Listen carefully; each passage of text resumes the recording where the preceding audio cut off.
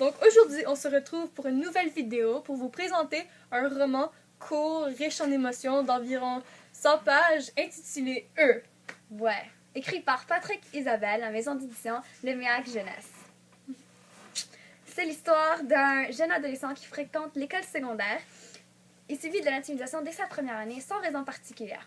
Il se fait ridiculiser, frapper et rejeter constamment. Il n'a aucun vrai ami et donc se replie sur lui-même. Il essaie à plusieurs reprises de se reprendre en main et de se révolter contre ses intimidateurs en vain. On voit ses moyens pour ignorer le dégoût et la peine qu'il ressent en lui-même en utilisant avec la consommation de drogue et en fréquentant ses 3 amis, entre guillemets. Merci. L'équipe, Joanna? T'as-tu dit Joanna? Oui. Donc selon moi, ce récit est une excellente représentation de la dure réalité dans laquelle les victimes de l'intimidation doivent vivre. Leur peur constante est très bien exprimée à travers les paragraphes écrits par Patrick Isabelle. Les histoires que j'ai lues auparavant traitant à propos de l'intimidation, ils avaient toujours une fin satisfaisante qui était en faveur de la victime. Mais ce que j'ai trouvé intéressant de ce livre-là, c'est que Patrick Isabelle a décidé de choisir une autre alternative.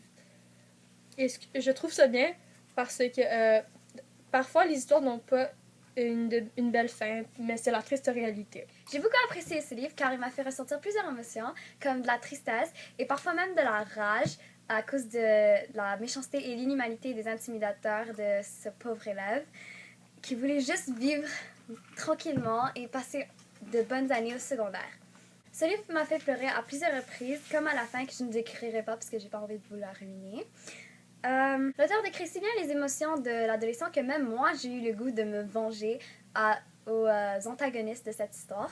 La manière dont les événements de la fin sont décrits dans le livre, ils sont donnés en petites parcelles poétiques au début de chaque chapitre, menant jusqu'à la fin, où c'est mis en ordre chronologique. Parlons de mon appréciation personnelle maintenant. Donc, je dois dire que mon opinion est partagée en deux.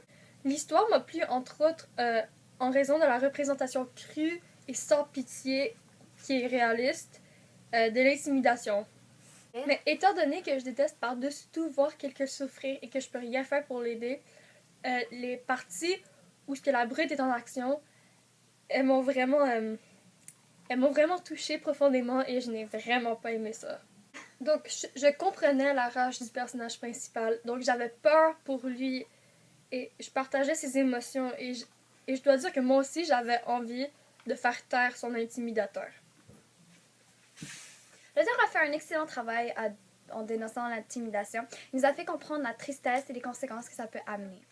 Ce livre peut s'adresser à plusieurs personnes, comme surtout ceux qui ont vécu de l'intimidation, ils vont se comprendre.